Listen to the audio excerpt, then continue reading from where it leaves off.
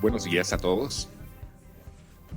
La mañana es tremendamente luminosa. Vengo desde el aeropuerto y he disfrutado la fumarola del Popocatépetl y luego el delicioso tráfico de la Ciudad de México. ¿Cuántos de ustedes están por primera ocasión en una de las sesiones del think tank de deconstrucción del discurso de odio? Me gustaría ver sus manos. Ya decía yo que veía muchas caras nuevas. Para ustedes les quiero contar cómo estamos trabajando en esta dinámica de los think tanks. El clúster universitario de alto nivel es una especie de accidente geográfico. Resulta que en Álvaro Obregón están ubicadas algunas de las universidades más importantes de la ciudad, del país y probablemente de América Latina. Universidades tanto públicas como privadas, y desde luego la Universidad Iberoamericana es una de las piezas clave de este modelo de generación de inteligencia. Y para poder operacionalizar algunas actividades hemos decidido trabajar bajo una dinámica de think tanks copiada de los modelos de planeación de la Unión Europea. Son grupos de trabajo temáticos donde se invita a especialistas en la disciplina sobre la cual queremos aprender más, y luego de una serie de sesiones donde hay un intercambio de ideas, donde hay planteamiento de propuestas, vamos a tener un pequeño documento, pequeño, 20 cuartillas quizá, donde vamos a entregar las cosechas tempranas de las reflexiones de todos los que participamos. Déjenme comentarles que estamos trabajando simultáneamente en 8 think tanks en este momento, algunos vinculados con cuestiones hidrológicas, por ejemplo. Aquí tenemos a nuestro amigo del TEC de Monterrey, Dante, bienvenido, que lleva justamente el tema de la fábrica de agua en esta institución. La Universidad de la Salud, con atención primaria a la salud, está muy cerca de aquí. Ellos han avanzado tanto que ya tenemos el documento final revisado y tenemos otros, temas que parecen un tanto cuanto alejados de lo que estamos viendo aquí, pero que terminan por unirse como si fueran, pues justamente vinculaciones neuronales, que es de lo que tratamos de plasmar en el logotipo del clúster universitario. Y las sinapsis que se han estado desarrollando entre estos grupos de trabajo empiezan a rendir frutos. Mónica Maxice nos hizo el favor de invitarnos a la Universidad de la Policía, donde tuvimos allí un recorrido muy interesante con el coordinador de esta universidad, que también forma parte del clúster. Y esta Universidad de la Policía ya tuvo una primera sesión donde 2 grupos de cadetes fueron a la Universidad de la Salud a tomar cursos de simulación para tener partos en situaciones críticas. Es algo que ocurre todos los días, pero ellos no estaban preparados. Y de esta manera, casi de manera espontánea, como se suele decir ahora, de manera orgánica, las acciones de los think tanks se están interconectando y de esta forma estamos haciendo crecer el conocimiento para beneficio de nuestras comunidades. Por eso es que hoy estamos profundamente agradecidos de su presencia, de la presencia del doctor Rodríguez Cepeda, desde luego, y de lo que se trata es de intercambiar ideas, de generar conocimiento nuevo, adaptado a nuestra época, al momento que estamos viviendo, y a partir de allí tenemos la certeza de poder contribuir al aprendizaje colectivo en tantas cosas que nos hacen falta por conocer. Mil gracias y buenos días. Muchas gracias, Pedro. Gracias por coordinar este clúster y gracias por tu impulso y por hacer que todas las universidades de esta alcaldía, más otras, ¿no?, como Tlalpan, donde está la UNAM, otras tantas, pueda hacerse realidad. Y bueno, pues bienvenidos a todas y todas, de verdad es un gusto verles para poder escuchar al doctor Jesús Rodríguez Cepeda el día de hoy. Les voy a decir cómo está el orden del día y después voy a leer la reseña del doctor y ya lo vamos a escuchar. ¿Les parece? Entonces, bueno, primero vamos a escuchar al doctor Jesús Rodríguez Cepeda. Después vamos a abrir el espacio para que podamos intercambiar puntos de vista como lo hemos hecho en otras ocasiones, así súper libremente, con todas las preguntas. Saben que todas las preguntas importan, todas las preguntas son buenas, valiosas. Y después vamos a darle la palabra aquí a nuestro colega del TEC, al maestro Carlos Dante Román, quien es el coordinador de Servicio Social del TEC de Monterrey, Campus Santa Fe, quien nos hablará del proyecto sobre el impacto de la desconstrucción del discurso de odio por medio de redes sociales. Ya también, como dijo nuestro colega Pedro, lo que nosotros estamos haciendo el día de hoy es concluir con esta tercera sesión de este semestre. ¿Se acuerdan que tuvimos al doctor Caballero, después a la doctora Geraldina, la directora del COPRED en la Ciudad de México? Y bueno, ahora cerramos con la persona que teóricamente y desde la academia más ha desarrollado el tema de la discriminación y por ende del discurso de odio, un realmente teórico práctico, increíblemente pragmático y también teórico, es algo que tiene Jesús y bueno, ya lo verán ustedes.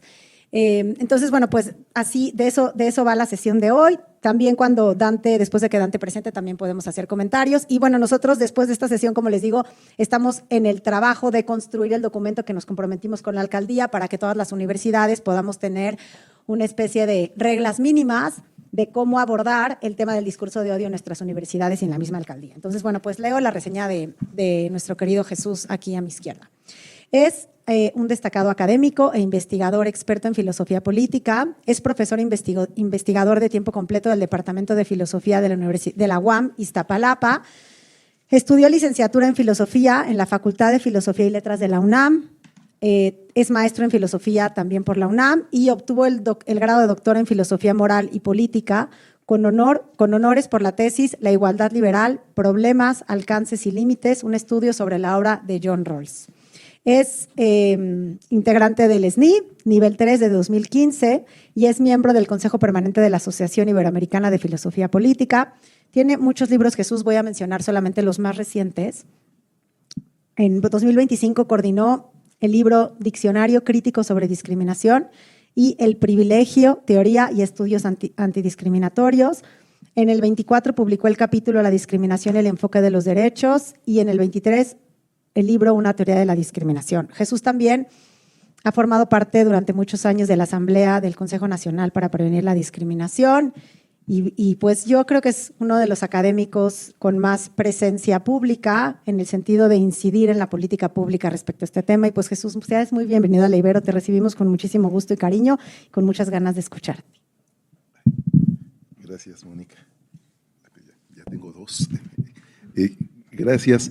Buenos días a todas, a todos. Muchísimas gracias por el recibimiento y la oportunidad de ver, pues no solo a Mónica, quien le tengo un enorme afecto y reconocimiento, sino también a personas que en la larga experiencia de la vida académica he ido conociendo y encontrándonos en distintas causas y distintos diálogos. Déjenme, establecer qué me interesa compartir con ustedes en esta sesión, esperando además que pueda coincidir con los fines de este think tank, de este proyecto muy encomiable.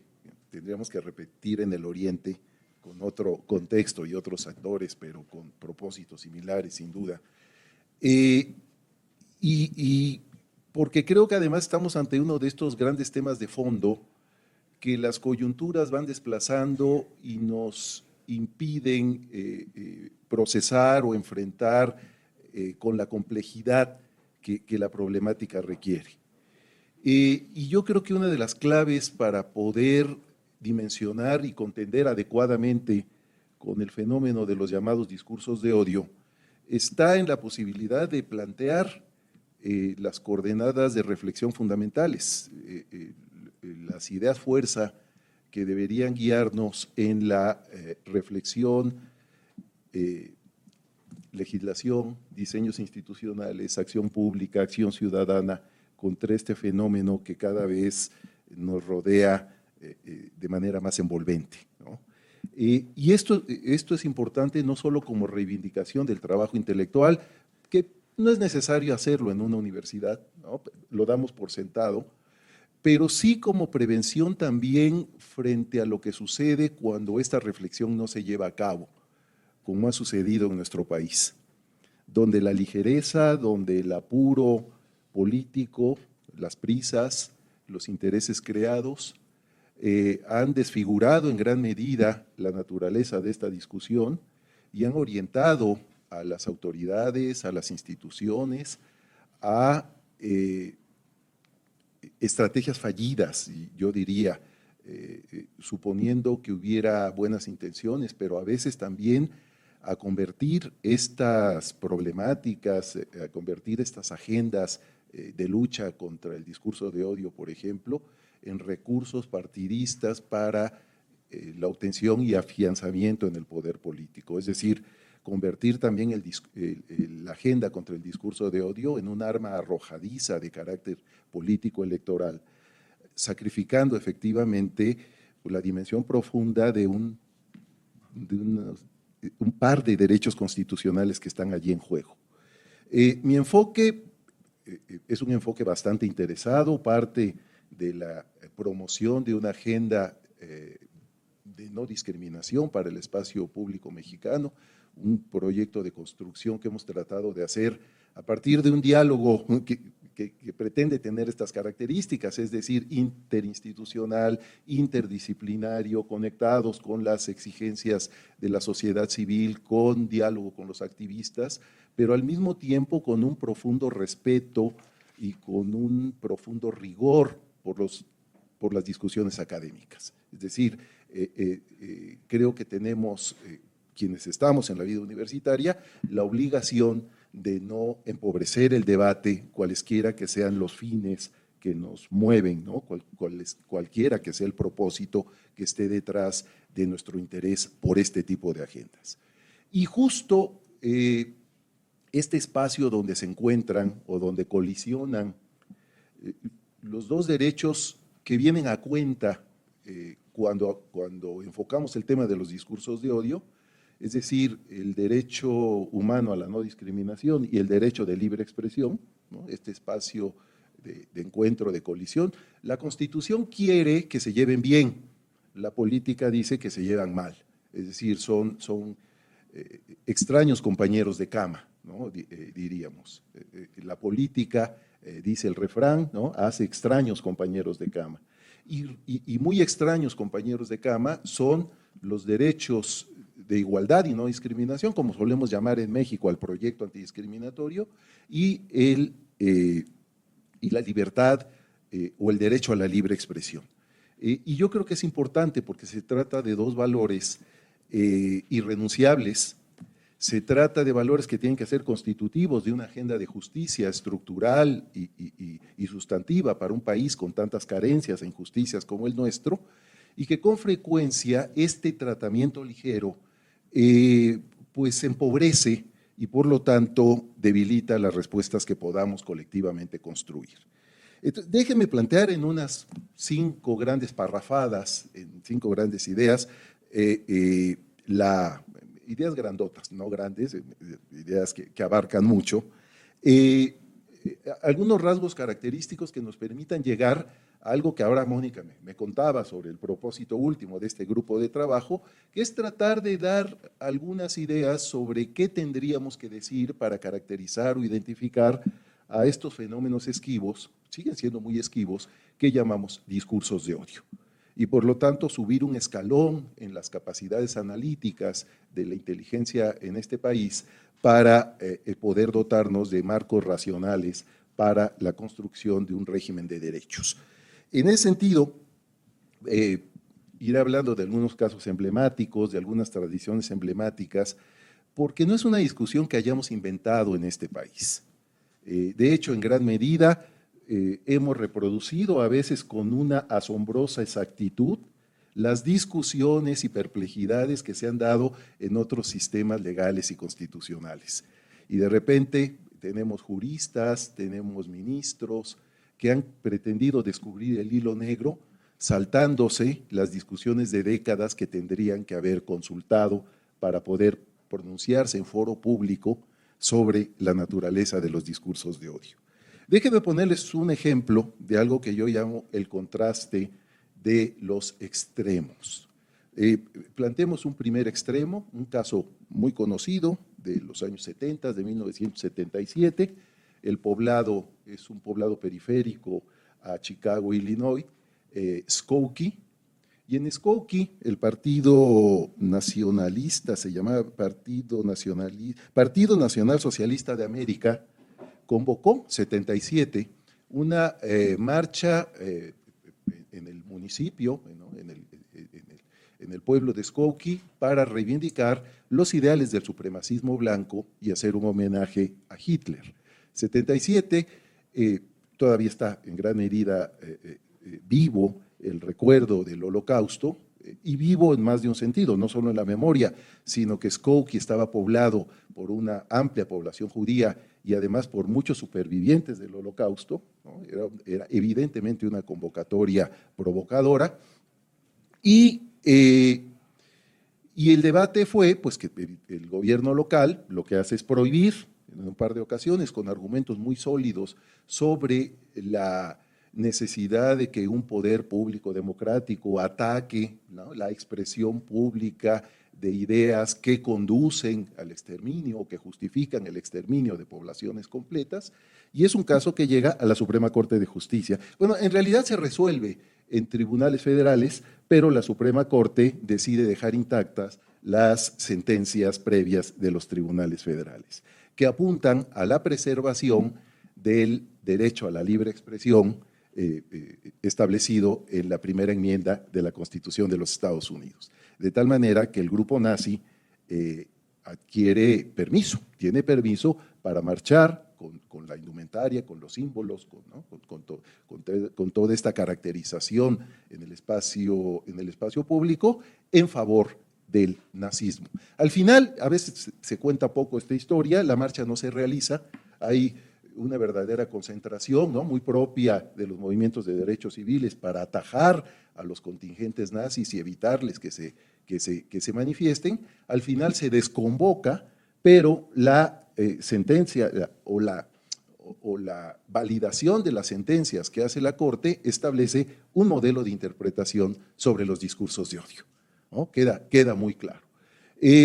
Estamos en un extremo, claramente. Es decir, con mucha frecuencia muchos de los discursos que nosotros juzgamos, ojo, hay un montón de adjetivos, discursos peligrosos, discursos preocupantes, ¿no?, discursos extraños, etcétera, no necesariamente de odio, pero buena parte de estos discursos irregulares que llaman nuestra atención por su potencial lesivo o dañino contra otros colectivos, en alguna medida, si son llevados a su extremo, se encuentran representados en la experiencia de Skokie, ¿no? Ahí está uno de los extremos. Un poder constitucional avalando la presentación, la expresión pública de los discursos de odio.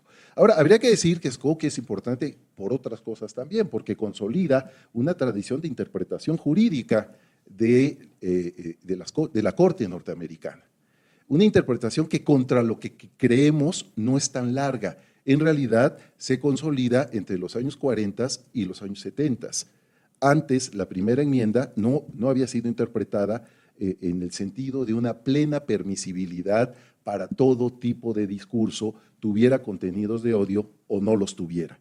Un modelo, por cierto, que ha ampliado los casos de expresión a los que protege. Por ejemplo, las cláusulas de los acuerdos de los contratos comerciales, las cláusulas de la publicidad o la pornografía, ¿no? Al considerar que, por ejemplo, las emisiones pornográficas, donde se degrada a las mujeres, donde se presentan ideas de la sexualidad absolutamente desvinculadas del mínimo respeto a las personas, etcétera, son legítimas formas de expresión discursiva. Lo que menos hay es discurso, por cierto, en la pornografía, y sin embargo, como han señalado sobre todo pensadoras feministas, hay una plena permisibilidad en ese sentido. Es decir, no solo es un modelo respecto de los discursos de odio, sino que se ha ido ampliando a otras franjas de esto que genéricamente llamamos expresión, pero que además hoy día, en la sociedad digital y en la sociedad de la comunicación, pues efectivamente abre un tremendo espacio para la circulación del odio, de la estigmatización, de la construcción de estereotipos, etcétera, ¿no? El otro extremo, déjenme plantearlo así, tomo otro ejemplo, pero es solo para ilustrar, Lo tomo de la legislación española. Hay un caso bien bonito en 2017 y lo tomo porque es un cómico que a mí me gustaba mucho, el Gran Wyoming. Creo que todavía circula, es un cómico muy ocurrente, que en una de sus rutinas siempre ha tenido programas de comedia en la televisión, en distintos canales de la televisión española. Le abren un proceso penal por un delito que es insulto a los sentimientos religiosos, en este caso a los sentimientos religiosos de los católicos. En una rutina de comedia con un comediante más joven, Dani Mateo, se ponen a hablar del Valle de los Caídos y al referirse a la cruz franquista del Valle de los Caídos, de hecho esto es un poco anterior al desmontaje del Valle de los Caídos como recinto de homenaje al franquismo, ¿no? Pero en todo caso se refieren a la Gran Cruz del Valle de los Caídos como esa mierda, ¿no? Es lo que dicen. Viene un proceso penal, al final no se resolvió con una sentencia en contra, pero entraba ese delito en la acusación, se sumaban otros 2 delitos que el Código Penal español establece, el castigo a los discursos de odio y a la discriminación, y otro artículo, el 578, que castiga, porque están vigentes, el enaltecimiento del terrorismo y la humillación de las víctimas. ¿Cómo el franquismo de victimario se convirtió en víctima? Quién sabe, pero digamos que acababan siendo protegidos. Este otro es un caso límite. Lo que quiero decir es que por fortuna no contendemos regularmente con los casos límites, aunque digamos que sí, ¿no? Cuando uno escucha a determinados políticos, cuando uno enfrenta los desvaríos de gente que frente a un micrófono tiene una rara sensación de impunidad, etcétera, o en redes donde uno es capaz, esto está estudiado incluso, ¿no?, con los resortes psicológicos que nos mueven, de creer que nadie nos escucha porque estamos frente a un monitor y estamos frente a todo mundo posible. En realidad, lo que tenemos son casos extremos que lo que muestran es hasta dónde pueden llegar los modelos de interpretación constitucional respecto del difícil equilibrio entre los 2 derechos de los que hablamos. Porque en ambos modelos los 2 derechos son reconocidos. El derecho de toda persona a no ser discriminada y el derecho de toda persona a ejercer la libertad de expresión. El primer modelo es claramente reconocible y es el modelo estadounidense, ¿no? Un modelo que, insisto, en las últimas décadas, las últimas 6 décadas a estas alturas, pues justamente se ha caracterizado por una permisibilidad radical respecto de todo tipo de discursos. Un modelo que ha hecho que el constitucionalismo norteamericano en este terreno actúe en solitario. Hasta hace poco decían, claro, tiene compañeros de viaje, ¿no? Orbán trató de modelar la sociedad húngara precisamente para poder adecuarla al modelo norteamericano de interpretación. A veces se olvida que Orbán, que a muchos les pareció un salvaje, en realidad era un académico, ¿no?, con un doctorado, con un buen conocimiento de los debates públicos y además con la capacidad de innovar conceptualmente, ¿no? El concepto que utilizamos hoy día en el debate filosófico, político y analítico de democracias iliberales, democracias que ya no son constitucionales en el sentido estándar o que no son liberales, es de Orbán, y que luego pues se lo hemos tomado prestado porque describe o por lo menos identifica una franja de experiencias democráticas que van más allá de principios usuales en el marco democrático constitucional, como la división clara de poderes, la autonomía del poder judicial, el respeto radical por los derechos de la persona, etcétera, etcétera. Entonces, estos compañeros de viaje han estado allí, pero han sido ocasionales, ¿no? Y esto ha sido interpretado por quienes se han dedicado con seriedad a estas discusiones como una especie de contraste entre modelos de interpretación constitucional. El gran Ronald Dworkin decía, con su mentalidad anglosajona, que eso mostraba cómo contrastaban dos derechos, el británico y el estadounidense, ¿no? Ellos dicen americano, el americano y el estadounidense. Viendo más ampliamente, otros autores dicen, en realidad es cómo contrasta el derecho constitucional del resto del mundo y el derecho de los Estados Unidos, ¿no? En ese sentido, lo que hay que decir con claridad es que si bien el derecho norteamericano en esta materia es muy visible y de él hemos tomado categorías, ejemplos, casos emblemáticos, argumentos, etcétera, pues no es exactamente lo que podemos ver en el resto del mundo. Incluso en un país como el nuestro, que ha ido a trancazos, ¿no? Ha ido mal enfrentando, la Corte ha hecho un pésimo trabajo a la hora de deliberar sobre estos temas. Cuando deliberó bien, no le dio la suficiente proyección social y no comunicó adecuadamente sus criterios, y cuando deliberó mal, cuando sentenció mal, le dio la máxima publicidad. De tal manera que hay jueces todavía que creen que el modelo para sentenciar en casos de odio, pues es el de los términos derogatorios, o de los maricón, puñal, etcétera, porque así los escribió en su sentencia de 2012 el ministro Saldívar, ¿no? Y hay quien cree que efectivamente ese tendría que ser el modelo de interpretación constitucional para estos fenómenos donde se supone hay odio.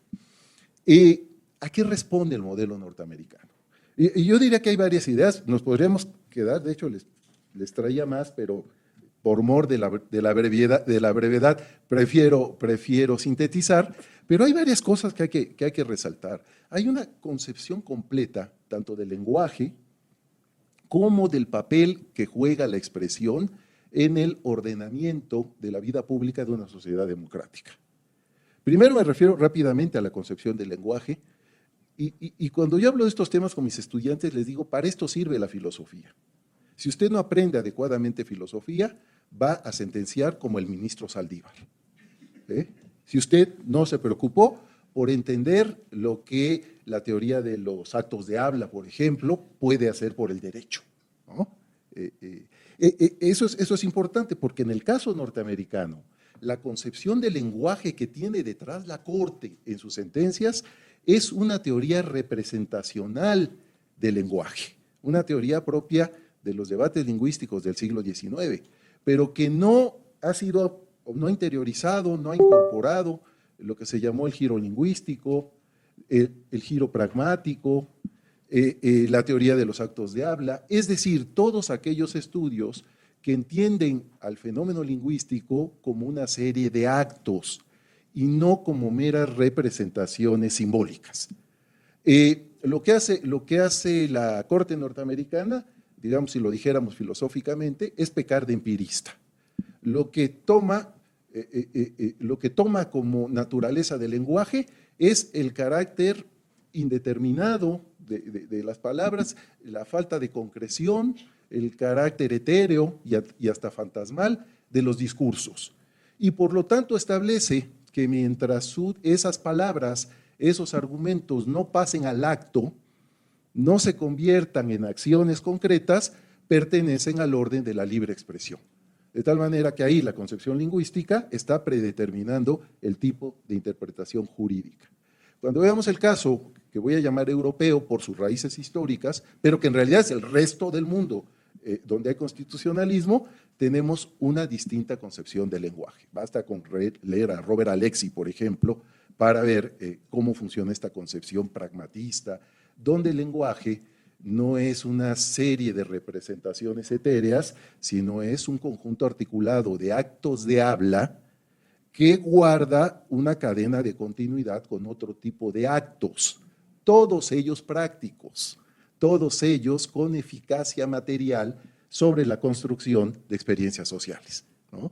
Y entonces, en el caso norteamericano, lo primero que tenemos es este supuesto. El lenguaje es algo que allá flota, ¿no? Flota en la atmósfera que nos envuelve socialmente, y solo cuando lo traducimos a actos, Es decir, que un señor le corte la yugular a una persona afroamericana, ¿no? o le niegue el ejercicio de un derecho a una mujer, puede decir, ah, bueno, estoy ahora entrando al terreno de los delitos o crímenes de odio. Pero esto ontológicamente, perdonen el abuso de los términos, ontológicamente no está conectado con la naturaleza del lenguaje. Es que alguien se cayó del universo del lenguaje e hizo cosas prácticas. Pero mientras no se caiga del universo del lenguaje, está perfectamente legitimado para decir lo que se le antoje, ¿no? El otro supuesto que hay en el caso es un poquito, yo diría, más serio y que tiene que ver con una tradición individualista en la idea del ejercicio de la libre expresión. La idea del la denominan de distintas maneras según los autores, pero digamos la idea del hablante de la esquina, ¿no? Del street corner speaker, ¿no? Es decir, la idea del individuo que de manera autónoma e independiente decide expresar su opinión completamente personal y original y que requiere que la sociedad proteja esa capacidad de expresión. Ese individuo no puede ser limitado, esta es la interpretación que se hace, por cierto, de la primera enmienda, que prohíbe al Estado legislar de tal manera que se acorte, que se reduzca el universo del discurso, y en ese sentido lo que tenemos es la expresión considerada como una multiplicidad de expresiones independientes, personales, autónomas, ¿sí? Cada una de las cuales deben ser protegidas como este valiente sujeto que es capaz de enfrentar a los poderes desde la fuerza de su emisión individual. Eso ese es el otro supuesto que está allí, ¿no? Y por lo tanto se justifica la idea de permisibilidad, pues señalando que desde luego aquí vamos a encontrar discursos negativos, discursos desagradables, discursos que nos causan asco, que nos causan molestia, pero para eso existe la libertad de expresión, para que los contradiscursos aparezcan en escena y puedan enfrentar en un espacio neutral, en un espacio equitativo y combatir sin necesidad de que intervenga la autoridad del Estado. Porque el riesgo en estos casos es que el Estado al intervenir establezca una verdad de Estado, entre la famosa razón de Estado para definir lo que pueden o no decir las y los ciudadanos, ¿no? Yo creo que es un argumento que tiene más importancia, porque en alguna medida todos estamos, en alguna medida, influenciados, en alguna medida no nos es del todo antipático el argumento de la libre expresión individual. Y sin embargo, lo que tenemos ahí, pues es que hay una serie de falacias, ¿no? Primero, pues la ficción del hablante de la esquina, que es el hablante independiente, ¿no? ¿Qué es esta idea, por ejemplo, del parque en Inglaterra, ¿no? Donde ponían un banquito y se subían, y lo cual quería decir que estaban por encima del suelo inglés y las leyes sobre discurso no les afectaban y podían hacer una crítica de la corona. Si te bajas de la cajita, no puedes criticar a la corona, pero si te subes a la cajita puedes hacerlo, ¿no? Esa es una representación de esta imagen sublimada del emisor independiente. La verdad es que los procesos discursivos, los procesos de emisión de discurso son colectivos, son sociales, usualmente responden a tendencias sociosimbólicas. Puede lastimar nuestro ego, pero cuando abrimos la boca, en realidad se expresa a través de lo que decimos una estructura previamente constituida, que nos precede, nos acompaña, y perdón si se lo recuerdo, cuando muramos, nos sucede, es decir, permanece allí como proceso colectivo. Esto desaparece de esta interpretación. Parece ser que en cada momento estamos construyendo el proceso comunicativo. Y en segundo lugar, otro de los problemas de esta concepción es que esconde las relaciones de poder.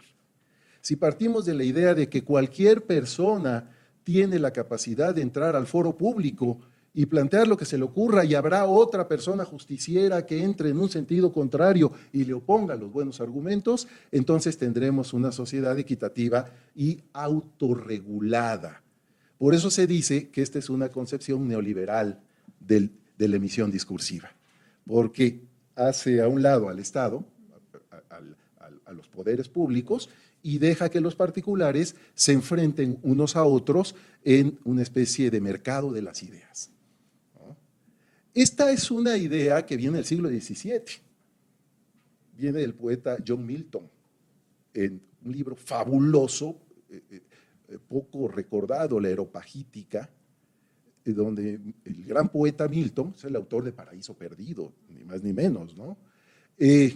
A uno cuando estudia filosofía leemos siempre John Locke, ¿no? Es el padre del pensamiento liberal, pero hay que leer también a su tocayo John Milton, y contemporáneo durante muchos años, porque lo que hace Milton es pedirle al Parlamento inglés que elimine las normas de censura, porque las normas de censura representan un robo a la sociedad, le quitan la oportunidad de conocer el error, le conceden al Estado una autoridad que no debería poseer, que es la autoridad de establecer la verdad. Esta idea de Milton fue recuperada en el siglo XIX por el padre del pensamiento liberal contemporáneo, que fue John Stuart Mill. En su libro de 1859, On Liberty, sobre la libertad, John Stuart Mill justamente lo que reclama es que el Estado no intervenga en la regulación del discurso. No intervenga porque nos arrebata a los ciudadanos, déjeme decirlo solo en masculino, porque así se escribía en la época, arrebata a los ciudadanos la posibilidad de contrastar sus ideas con las ideas equivocadas, con las ideas erróneas, y por lo tanto nos escatima el alcance de la verdad, ¿no? Y de manera paralela le traslada al Estado la autoridad de establecer qué es lo verdadero. Es decir, creamos con esta expropiación que tenemos de nuestra libertad expresiva, le traslada al Estado la autoridad de decidir cuestiones como la verdad, ¿no? Establecer una verdad de Estado. La propia Corte norteamericana asume que esa es la base filosófica de su justificación de los discursos de odio, ¿no? De hecho, así se analiza en el debate filosófico jurídico de los Estados Unidos. Es el modelo de John Stuart Mill el que en realidad está a la base como justificación conceptual de esta interpretación de la primera enmienda. La verdad es que es una mala interpretación de John Stuart Mill, hay que decirlo. En primer lugar, porque John Stuart Mill nunca habló de discursos de odio. Hablaba de discursos erróneos. El propósito de la comunicación era la búsqueda del conocimiento verdadero o científico, y por lo tanto el error o la equivocación que no nos podía ser escatimada era el error en la búsqueda del conocimiento, ¿sí? No un tipo de discurso que se construye para dañar o destruir a un colectivo humano. Entonces ahí hay un problema interpretativo que al pobre John Stuart Mill, por cierto, padre de muchas de las agendas que hoy día estamos reivindicando, la igualdad política de las mujeres, la autonomía de la persona sobre su espíritu, sobre su cuerpo, ¿no? Y otras cosas de tanta importancia, se le adjudica una interpretación que es la justificación de los discursos de odio, cuando en realidad a él le interesaba cómo construimos un espacio de deliberación crítica para atajar el riesgo del dogmatismo inducido por el Estado, ¿no? Ese era el punto de vista. Pero no solo eso, John Stuart Mill nos dota de una categoría que permite actuar al Estado justo cuando hemos llevado una libertad más allá de sus límites, y que se llama, y se usa mucho en derecho, ¿no? Que es el principio de daño. Cuando la sociedad, pregunta, ¿cuándo la sociedad puede intervenir para limitar la acción de un sujeto libre? Cuando la acción de este sujeto libre daña a un tercero, y a partir de ese daño se deja de considerar como una acción libre y por lo tanto se justifican las restricciones. Este principio que viene del argumento de Mill se llama prueba de daño y ha sido muy importante para reformular el debate de los discursos de odio en los propios Estados Unidos, ¿no? Ahí tenemos, digamos, algunos debates interesantes. Déjenme comentarles dos ejemplitos para no...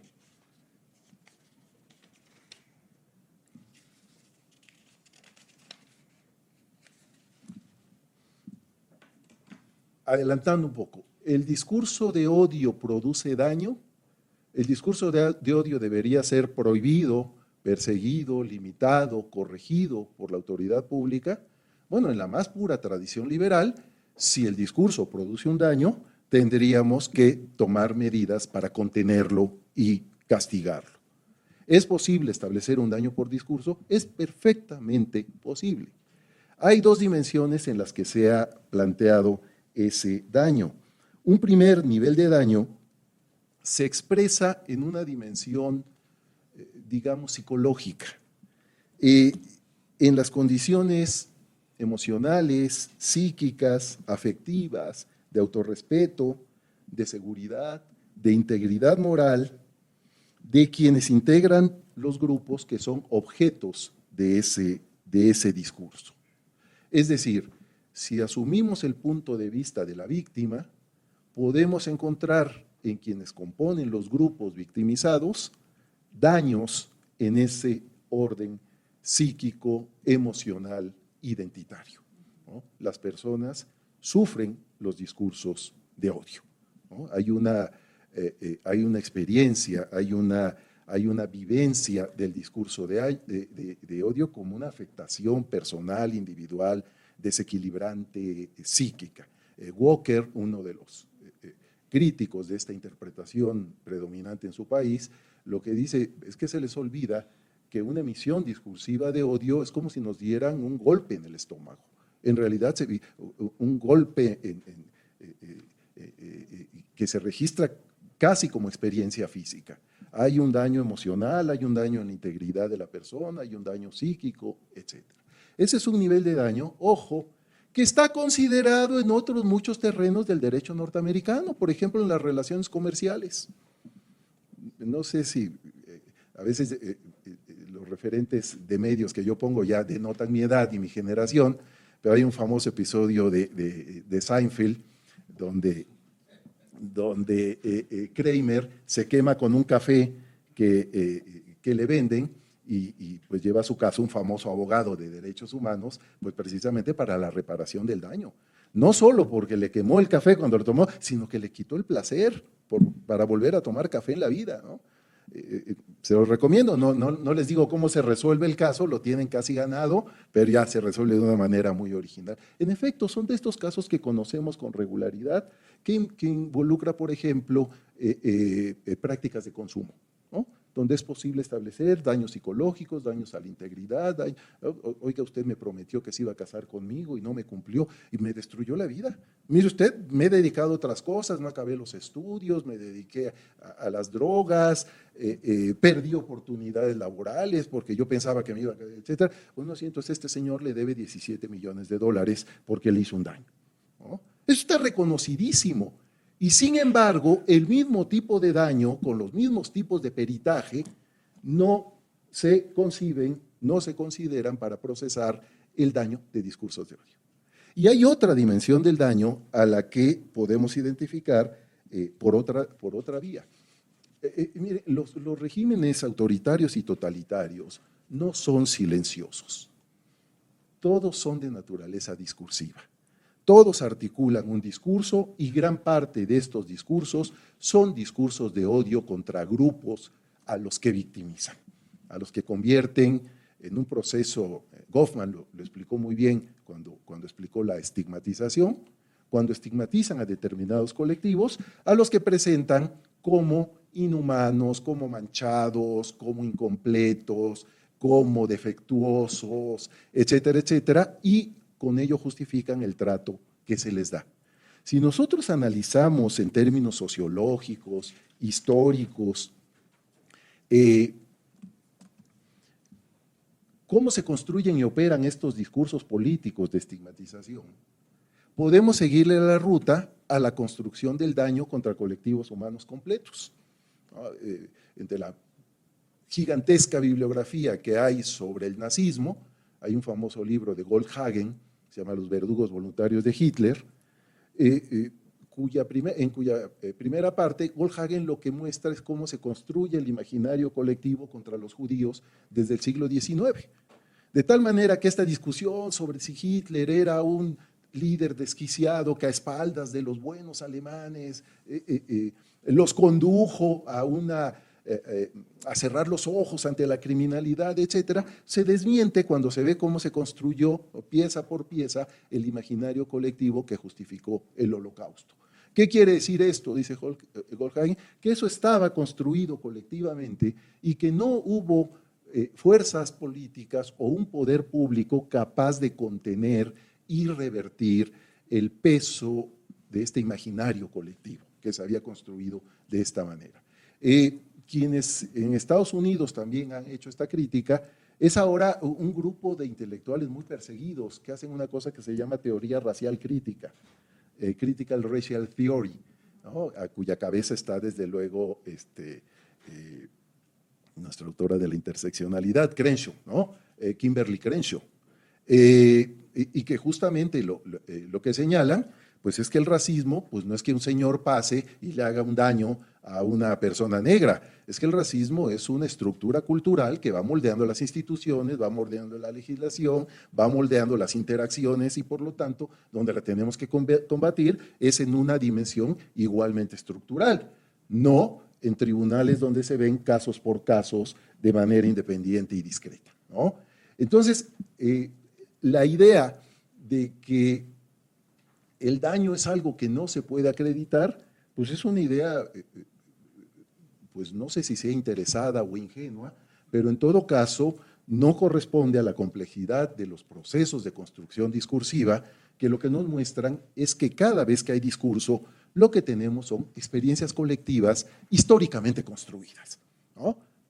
O sea, el puro hecho de que nos constituyamos lingüísticamente en ciertos usos lingüísticos, en ciertas prácticas lingüísticas, como decía Aristóteles, ¿no? Si no hablamos, no somos hombres, no somos seres, él decía hombres, ¿no? No somos seres humanos, si no hablamos, no vivimos en sociedad, y el que vive fuera de sociedad o es una bestia o es un dios, pero no es un ser humano de verdad, requerimos la interacción lingüística. Y sin embargo, cuando se defiende y cuando se sentencia conforme al modelo norteamericano, lo que tenemos efectivamente es la idea de que en el momento que emitimos un discurso, hacemos nacer por primera vez los contenidos del discurso. Todo es responsabilidad individual, todo lo acabamos de crear, todo se nos acaba de ocurrir y es el resultado de nuestra experiencia personal y de nuestras inclinaciones psicológicas, emocionales, pero absolutamente individuales, ¿no? Y así es como opera un sistema constitucional, comulgando, la casa permite la metáfora, comulgando con esas ruedas de molino, ¿no? La concepción individualista, que por eso se le llama neoliberal, por una extensión del modelo de la explicación del capitalismo. Perdón, ¿qué tiene enfrente? Voy más rápido para poder saltar a conclusiones. ¿Qué tiene enfrente? Tiene el modelo que llamamos europeo. Lo llamamos europeo por su origen histórico, pero insisto, está distribuido en otras naciones democráticas. Ustedes van a Canadá, si van a… ya no sé cómo andan ahora los procesamientos legales específicos en el Cono Sur, etcétera, pero también el constitucionalismo de las democracias recobradas en América Latina ha sido clara con el tema de los discursos de odio, etcétera, y otras naciones democráticas. Ahí lo que tenemos es la idea de restricciones al discurso a partir de otra concepción del lenguaje. Aquí lo que se entiende es que el lenguaje es una serie de actos de habla. Actos de habla que van transitando de espacio, que van transitando de contenido, que se van modificando, pero todos pertenecen a la categoría de acciones humanas. Una emisión discursiva es un acto de habla. Esto es Austin, es Wittgenstein, etcétera, pero esto es también las concepciones pragmatistas del lenguaje como las que sostuvo el recientemente fallecido Jürgen Habermas, ¿no? Esta es la idea de que el lenguaje nos construye colectivamente y que estas aparentes disquisiciones conceptuales y perdidas en el espacio que hacemos en filosofía, en realidad están perfectamente conectadas con la justificación de bienes públicos, como los valores constitucionales. Entonces, el problema que se plantea en el marco europeo es el de la ponderación. Es decir, terminada la experiencia de la Segunda Guerra Mundial, que es cuando se construye el modelo europeo sobre los derechos, ¿no? Como todo el mundo, por cierto.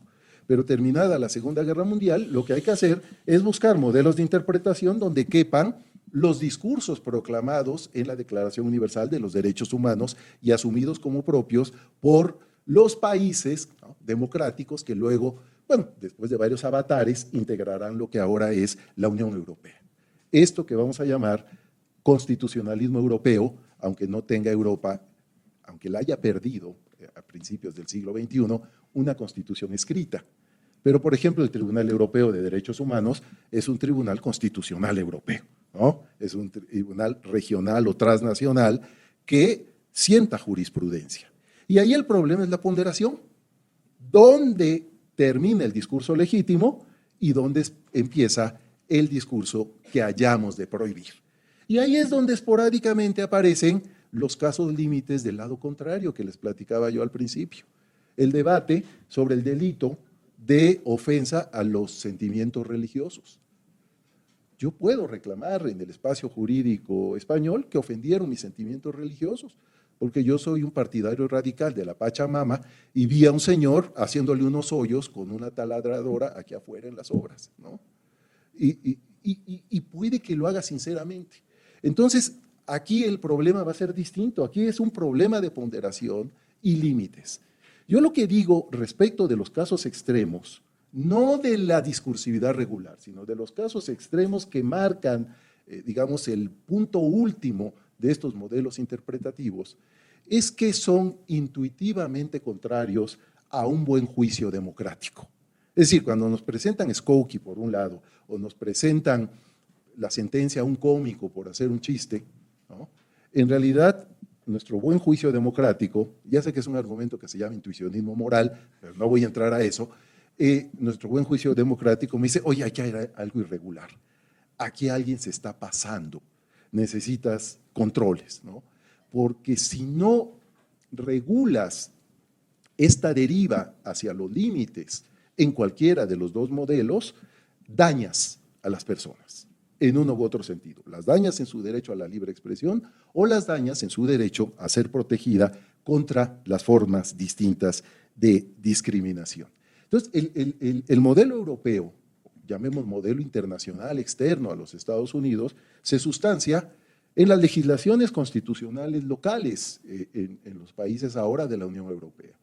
Se sustancia en el constitucionalismo europeo como un modelo de interpretación montado sobre esas experiencias y se sustancia en el derecho internacional de los derechos humanos, ¿no?, también bastante conocido en esta casa, ¿no?, el derecho internacional de los derechos humanos. El Pacto Internacional de Derechos Civiles y Políticos, los distintos pactos que tienen que ver con libertad de expresión, nos previenen siempre contra el riesgo de sobrecalificar, de excedernos en el celo de protección a los colectivos históricamente desaventajados y con ello lastimar, limitar el derecho a la libre expresión. Si ustedes ven en esto el marco del debate actual sobre lo woke, por ejemplo, el debate rabioso en los Estados Unidos contra las políticas de ahí, pues tienen razón. Efectivamente, en este espacio de intersección se están jugando buena parte de las discusiones contemporáneas sobre libre expresión y protección de grupos históricamente desaventajados. Y en el caso europeo, justamente lo que tenemos es que las convenciones en materia de derechos, por ejemplo, todas las convenciones en favor de grupos históricamente discriminados, la CEDAW, la Convención contra el Racismo, la Xenofobia, etcétera, la Convención de Personas con Discapacidad, todas prevén limitaciones a los discursos de odio contra esos colectivos históricamente desaventajados. Todos prevén y por lo tanto aconsejan a los estados legislar para contener esos discursos, porque se parte de la interpretación de que el discurso opera en las prácticas porque ya es una forma de práctica humana, no es una dimensión etérea que esté ontológicamente desconectada de los procesos políticos. Ahí el riesgo entonces que encontramos es otro. No les voy a tematizar, esto lo tenemos publicado en varias cosas que hemos hecho sobre discursos de odio, pero ahí el riesgo que encontramos es precisamente que quienes promovemos una agenda de igualdad y no discriminación, convirtamos a la libre expresión, que debería ser nuestra aliada, en un enemigo a combatir, ¿no? En una especie de bestia negra, ¿no? a la que le encontramos todos los defectos posibles y frente a la cual llamamos a la autoridad del Estado, llamamos a nuestro hermano mayor, o sea, nuestro Big Brother, para que la combata, ¿no? Hoy que el payaso Platanito hizo un terrible chiste sobre los niños quemados, que callen a Platanito, que lo metan a la cárcel. Es decir, hay que llamar al fiscal, al Ministerio Público para que metan a la cárcel a ese señor, ¿no? ¿Cómo se le ocurre? ¿No? Efectivamente, este otro modelo interpretativo tiene un montón de prácticas políticas asociadas con las que hay que tener mucho cuidado. Pongo dos ejemplos del caso mexicano, pero están en todo el mundo y en toda la discusión. Dicho, en la creciente ola de ultraderecha que vivimos, son sus argumentos favoritos. La lucha contra lo que llaman woke. Woke es una especie de entramado difuso donde cabe todo lo que no les gusta, ¿no? Okay. Las políticas de diversidad, equidad e inclusión, pero también las políticas de accesibilidad, ¿no? También hay que, ¿por qué? Porque es woke la política. Oiga, pero yo quiero poner una rampa. Ah, pues usted es un woke, pues no le ponemos rampa. Y si no, pues no le doy contratos gubernamentales a su empresa si anda de woke poniendo rampas, ¿no? O semáforos adaptados, ¿no? Es decir, esto se convierte en pretextos, pero hay que decirlo que ha habido excesos de sobrecalificación. Yo siempre registro dos casos en la experiencia mexicana, los comento rápido y me voy al cierre para no fatigarles. La interpretación del ministro Saldívar, que en mi opinión hizo un enorme daño a la deliberación pública que hemos tenido en este país sobre discursos de odio. 2012, el ministro Saldívar decide sentar interpretación sobre discursos de odio. Ojo, toma un caso ya resuelto por tribunales inferiores de Puebla, dos periodistas que de periódicos que no tenían ninguna importancia, que se lanzan ataques recíprocos. Y uno, airado, le escribe del otro, es que usted es un puñal, usted es un maricón, ¿no? Le habló de usted, por cierto, pero le dijo puñal y maricón. Y entonces el otro periodista, ofendido, lo demanda por difamación. Ese es el origen, ¿eh? Ese es el origen. Es una demanda por difamación. ¿Por qué? Porque ni soy puñal ni soy maricón. Y me está difamando. Este es el caso que atrae Saldívar. Lo trae a la primera sala, ¿no? Ya no existen, regresarán. Lo trae a la primera sala y sienta la interpretación, que es una viejísima interpretación de la jurisprudencia norteamericana, porque aquí nada se inventa, ¿no? Y buena parte se plagia. Es el argumento de las fighting words, las palabras de ataque, las palabras de batalla. Hay palabras que por sí mismas son dañinas, damn racketeer, ¿no? Que es un ejemplo que toma la Corte. A unos militares, personas en contra de la conscripción militar, les dice usted es un damn racketeer. Y entonces hay que sentenciar a estas personas porque esa expresión en sí misma es dañina, la expresión, las palabras. Y esto es lo que se toma aquí. Y entonces se empieza a establecer un catálogo de las palabras de odio, ¿no? Que son los famosos términos derogativos. En 2017 publicamos un librito, salió grandote, un libro grandote, que se llama El prejuicio y la palabra, que es un proyecto colectivo sobre la relación entre estos dos discursos.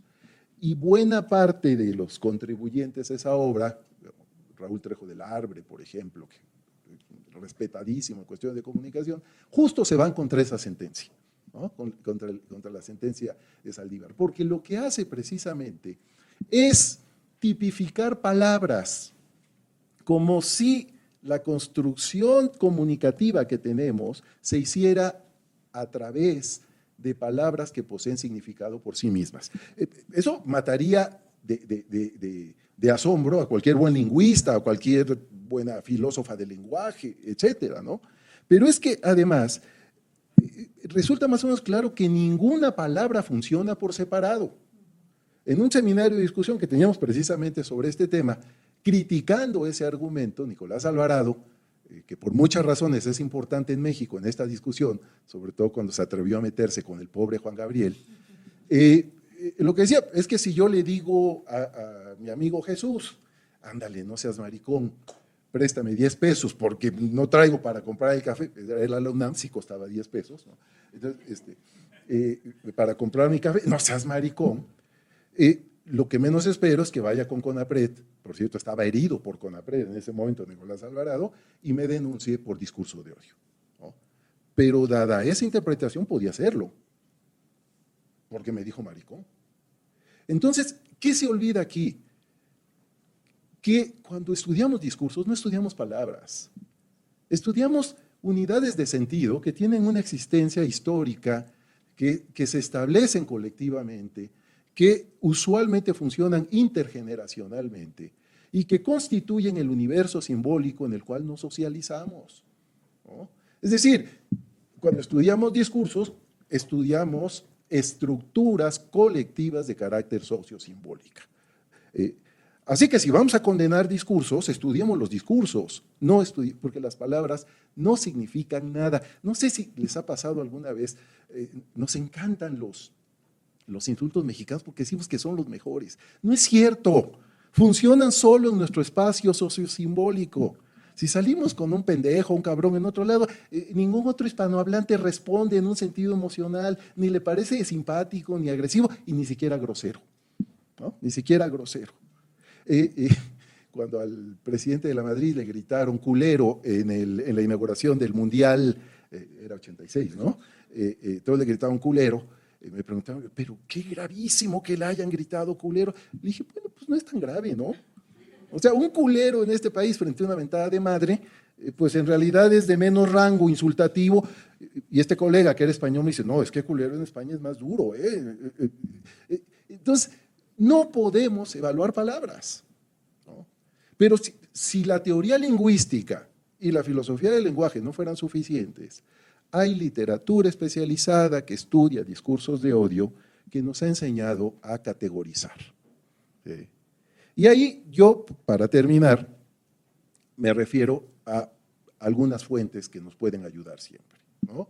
Los principios de Camden, que es un ejercicio fundamental y promovido por Artículo 19. Hay que decirlo que es una organización internacional de defensa de la libre expresión, o sea, es parte interesada, quieren que se garantice la libre expresión, quieren proteger la libre expresión, pero se hacen cargo de que hay un fenómeno de odio discursivo que debe ser enfrentado. Y plantean, pues, una serie de criterios, déjenme así rapidísimamente, ya está el dato, pero les comento sobre qué constituiría un discurso de odio, ¿no? Entonces dice, ¿cuáles son las expresiones que ameritan la definición de discurso de odio? ¿No? Por ejemplo, en el principio 11 de Camden, requiere que las restricciones que deban imponer los estados, habla de las restricciones, ¿no? En primer lugar, ¿qué tipo de restricciones deben poner los estados. Deben ser restricciones claras, estrechamente definidas y que respondan a una necesidad social apremiante, es decir, nada frívolo ni superficial. Que sean al mismo tiempo la medida disponible menos intrusiva, en el sentido de que no haya otras medidas que fueran igualmente efectivas y que estuvieran disponibles para no dañar la libertad de expresión. Que no sean medidas del Estado demasiado amplias, en el sentido de que no restrinjan el discurso de una manera extensa o sin límites, ni vayan más allá de lo que constituye el discurso dañino para excluir al discurso legítimo. Y sean sobre todo medidas del Estado proporcionales, en el sentido de que el beneficio que obtengamos de su aplicación, pues desde luego supere el daño que se causa a la libre expresión. Ahora, ¿cómo identificamos estos discursos? Camden propone que todos los estados deben aprobar legislación que prohíba la promoción del odio nacional, racial o religioso, que constituya incitación a la discriminación, la hostilidad o la violencia. Esas son expresiones de odio. Deben dejar claro, ya sea explícitamente o mediante interpretación autoritativa, interpretación judicial, por ejemplo, que los términos odio y hostilidad, ojo, se refieren a emociones intensas e irracionales de oprobio, enemistad y aversión del grupo que es el objetivo. Que el término promoción del odio se entenderá como algo que requiere la promoción pública del odio contra el grupo que se convierte en su objetivo. Que el término incitación se refiere a declaraciones sobre grupos nacionales, raciales o religiosos que puedan crear un riesgo inminente de discriminación, hostilidad o violencia contra las personas que pertenecen a estos grupos. Por ello, dice Camden, ya no los canso más con esto, los estados no deberán prohibir la crítica dirigida contra o el debate sobre las ideas, creencias, ideologías particulares, las religiones o instituciones religiosas, a menos que dichas expresiones constituyan odio en el sentido que se le ha definido. Y en ese sentido, los estados están obligados no solo a combatir los discursos que quedan tipificados con estos criterios, sino a reparar a las víctimas. ONU toma este modelo de Camden y propone el protocolo de Rabat. Se los ahorro porque los redactores son los mismos aquí entre nos, ¿no? Y en el Redactan Camden están invitados por la ONU a redactar Rabat. Y tenemos igual una serie de recomendaciones que señalan cuáles son los límites con los que debe y la prudencia con la que debe actuar el Estado para no lastimar la libre expresión, pero la firmeza del Estado una vez que se identifica un discurso de odio. Pero hay otras fuentes. Por ejemplo, Ariel Kaufman tiene un libro que yo recomiendo mucho, además está de Open Access en Internet, que se llama Odium Dicta. Odium Dicta, que es un palabra, o sea, no existía antiguamente, es una construcción en latín, que quiere decir discursos de odio, como podrán sospechar. Y Kaufman lo que hace es una tipificación de discursos de odio bastante alimentada de estos protocolos, que parece que en una época en la Corte se los escondieron, porque en esa sentencia de 2012 no apareció, pero puede identificar, digamos, 4 criterios y además aconsejar sobre cómo se deben enfrentar una vez tipificados. Y él habla de cuatro criterios. Cuando encontramos el criterio de un grupo vulnerable tipificado, es decir, que podemos asociar la emisión discursiva con un grupo vulnerable. El criterio de humillación, cuando el discurso esté orientado a humillar lo más pública y ampliamente al grupo al que ha identificado. El criterio de malignidad que le llama Kaufman, cuando el discurso es un discurso maligno, es decir, es un discurso que estigmatiza, que construye difamaciones colectivas, que alienta la persecución, etc.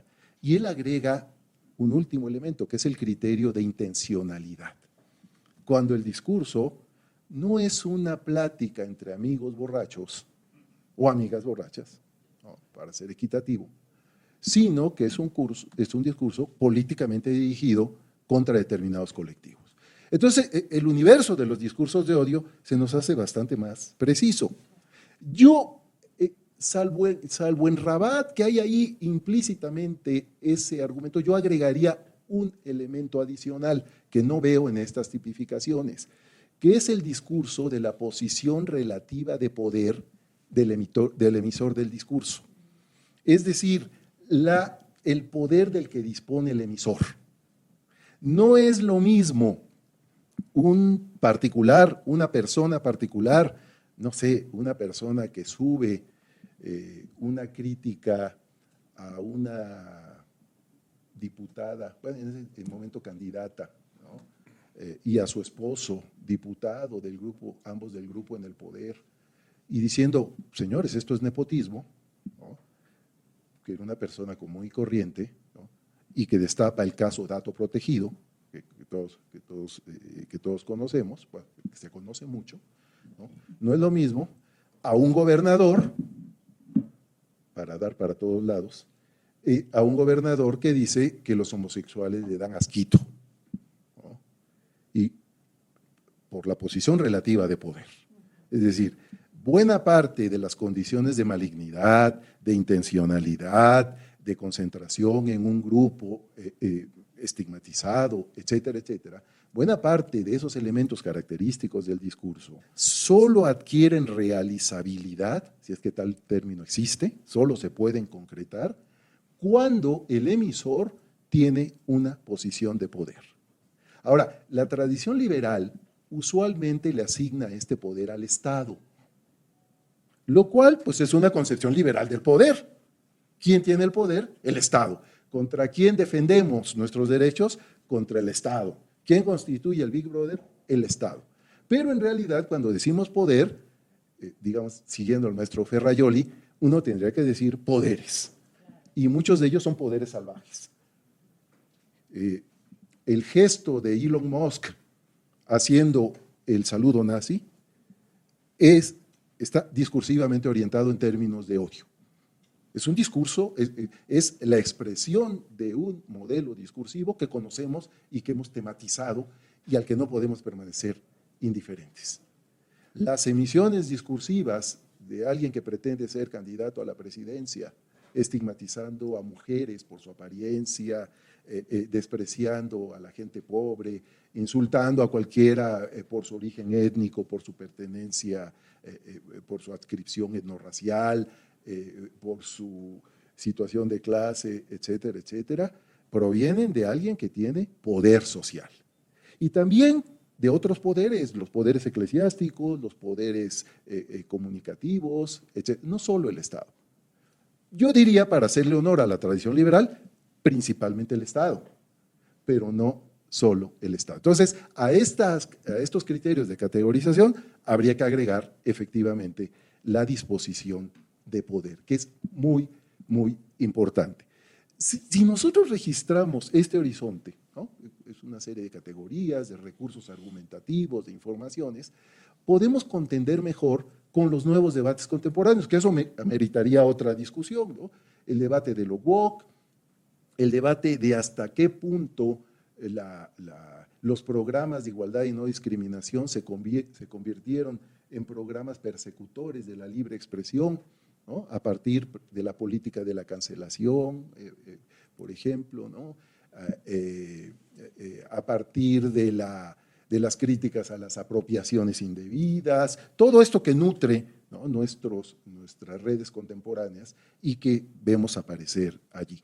Entonces, yo diría que el marco de un razonable enfoque antidiscriminatorio, pues es un marco en primer lugar de derechos, no de un solo derecho.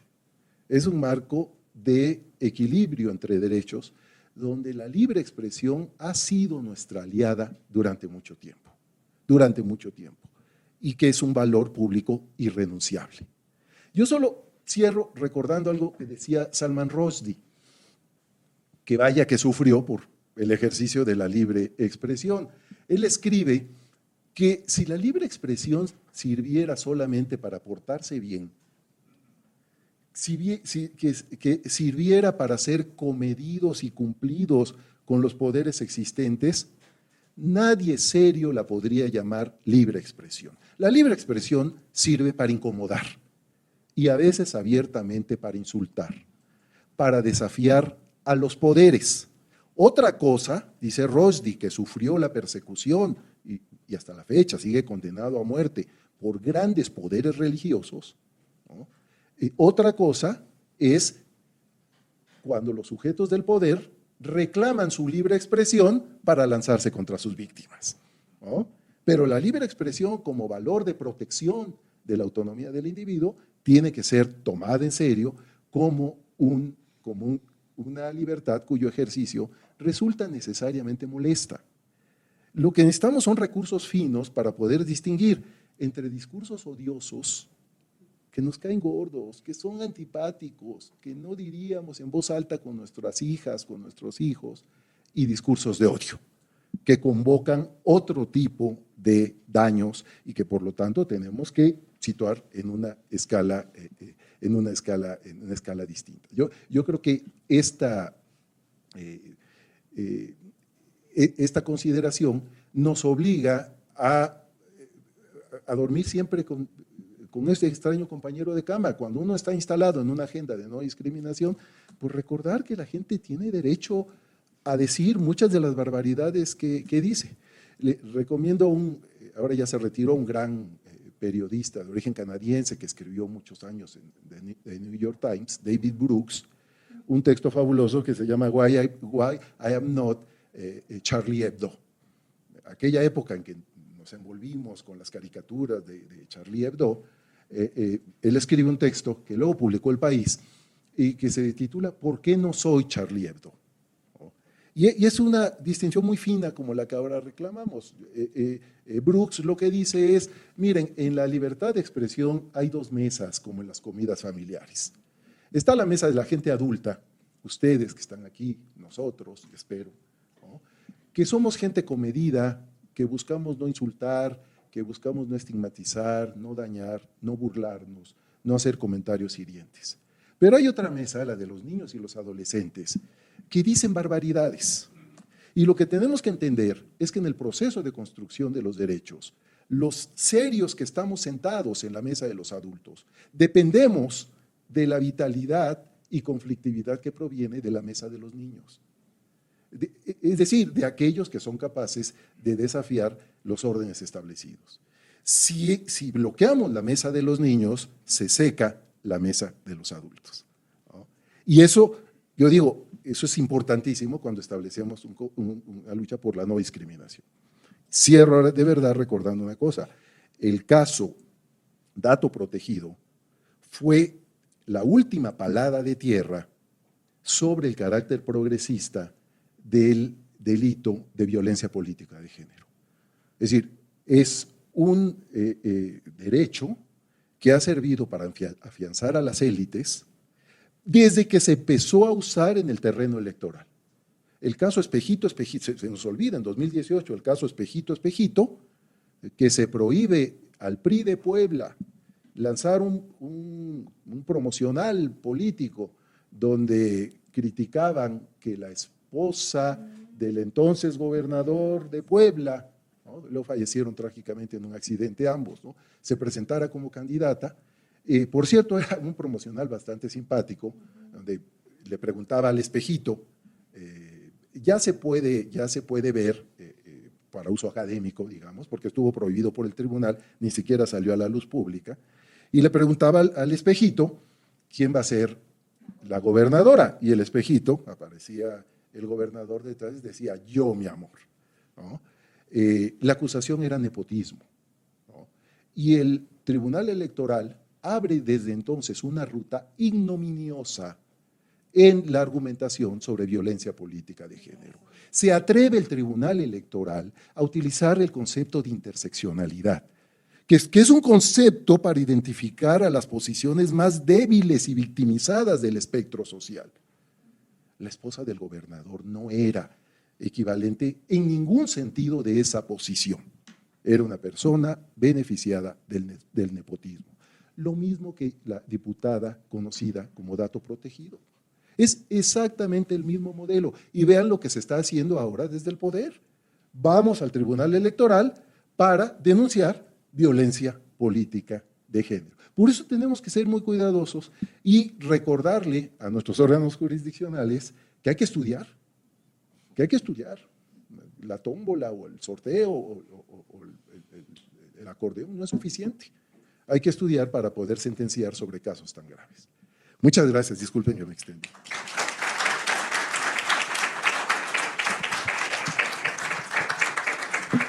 Muchísimas gracias, Jesús, de verdad, por esta claridad y por esta vuelta a los debates más importantes respecto a este tema. Vamos a pasar a que nuestro colega del TEC, para que nos presente lo que está haciendo el TEC respecto a la desconstrucción del discurso de odio por medio de redes sociales.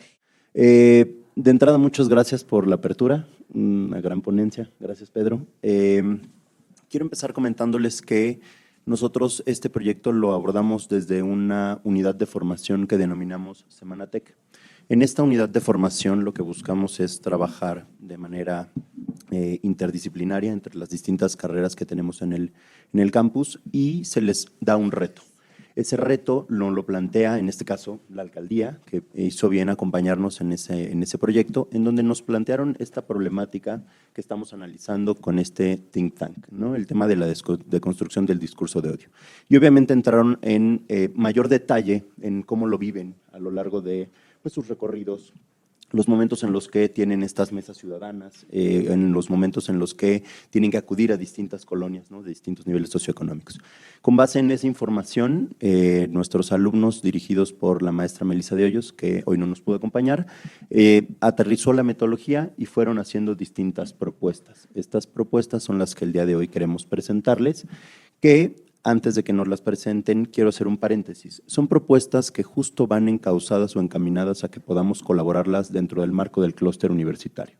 Es decir, ahorita las propuestas que escuchen, y veo que hay aquí alumnos y hay también profesores, quiero que las tomen en cuenta y las vean de tal forma que podamos continuar con esta misma dinámica que estamos haciendo desde el clúster universitario. Es decir, trabajar, y como lo mencionaba Pedro hace un momento, que la Universidad de la Salud tuvo una participación con la Universidad de la Policía. De esa misma forma, estas propuestas pueden ser trabajadas de manera interinstitucional, con lo cual creo que daríamos un ejemplo que puede nutrir no solamente el tema de combatir el discurso de odio, sino que decir que desde esta parte, es decir, la académica, estamos en conjunto trabajando para poder combatir este discurso de odio.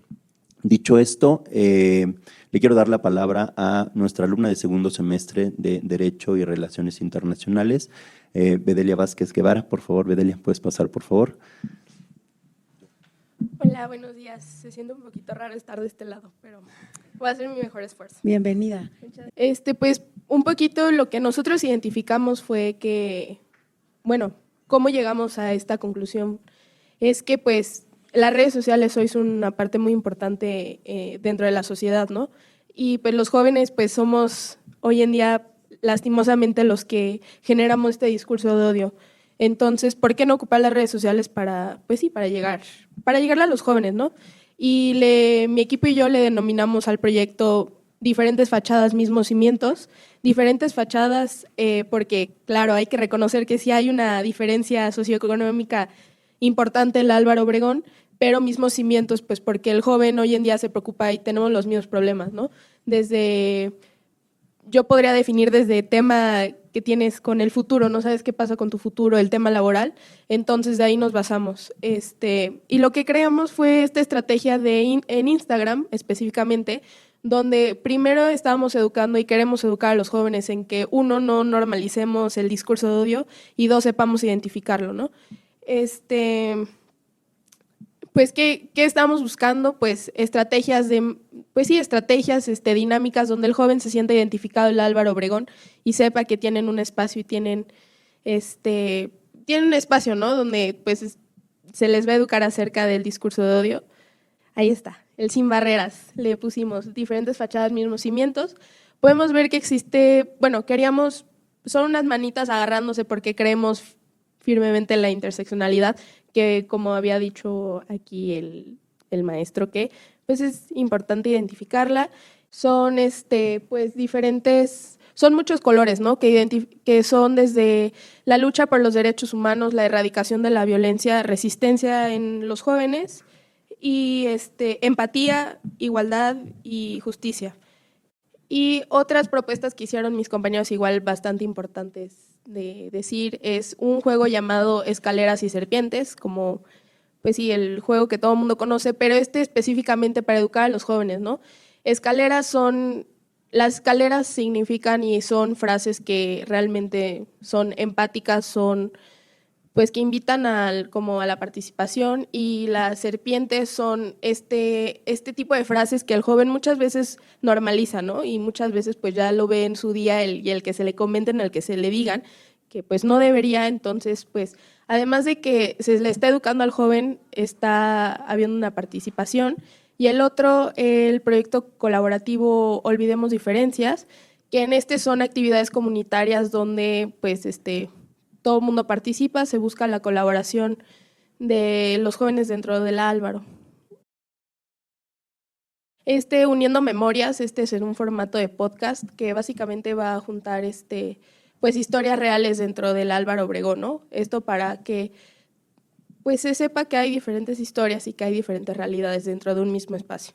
Y el otro, Pinceles sin Fronteras, que son talleres de arte, pues donde al principio se va a dar una temática, el joven va a crear la pieza que quiera y al final va a haber pues sí, una galería comunitaria, ¿no? Donde se muestre. Entonces, pues sí, es un poquito de lo que hemos trabajado. Se sigue trabajando, se seguirá trabajando, pues porque no se puede nada más decir, ¿no? Se tiene que hacer. Entonces, pues sí, esto es un poquito de lo que hemos trabajado. Muchas gracias. Muchas gracias. Muchas gracias.